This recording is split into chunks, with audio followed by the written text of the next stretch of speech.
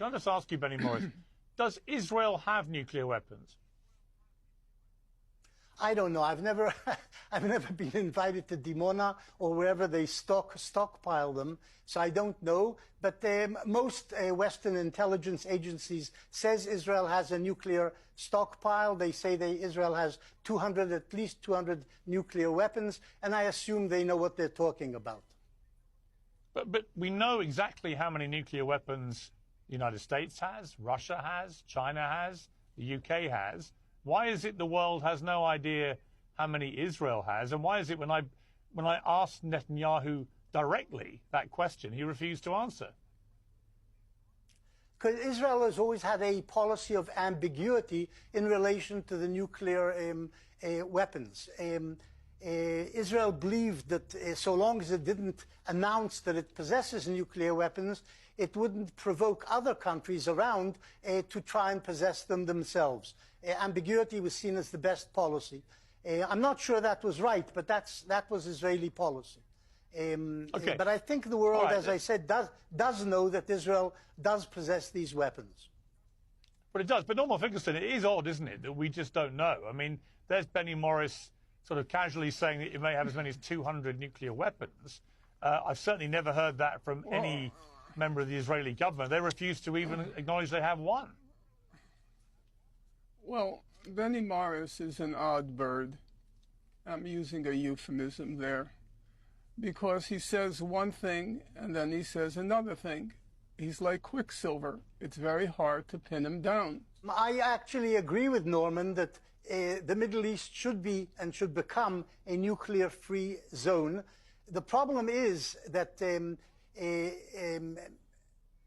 assuring that Iran would abide by anything it committed itself to would be a real problem. Iran has cheated every UN body which has looked at its nuclear project. It's cheated about almost everything it does. It's a regime of lies which one cannot expect to tell the truth, and therefore Israel can't depend on a promise by Iran that it won't develop nuclear weapons when Iran is so big it could do it in a dark corner somewhere in any corner of Iran and get away with it. But if there is a rogue state in the Middle East, it's definitely Iran, at least in the eyes of most Western governments and intelligence services, because Iran has been a producer and creator and propagator and promoter of terrorism. There is one rogue state, one pariah state, and hopefully its regime will vanish in the near future. However, he said that we can trust Iran,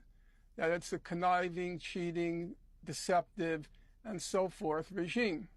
So we can't trust it that it won't build a nuclear weapon.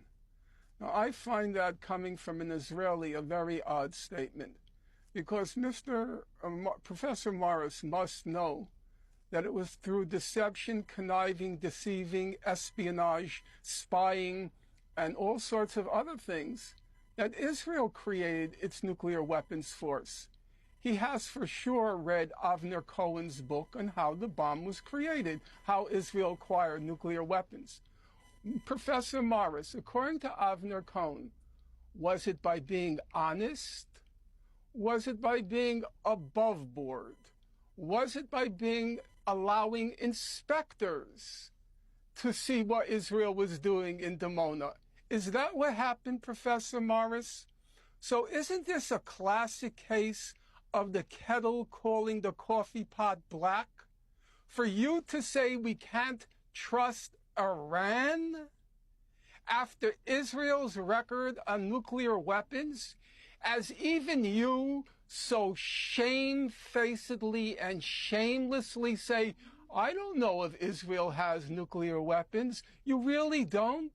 You advocate Israel's use of them in the event that the U.S. doesn't join the attack on Iran, but then you don't know if Israel has nuclear weapons. You're such a shameless liar, which is a sad fact.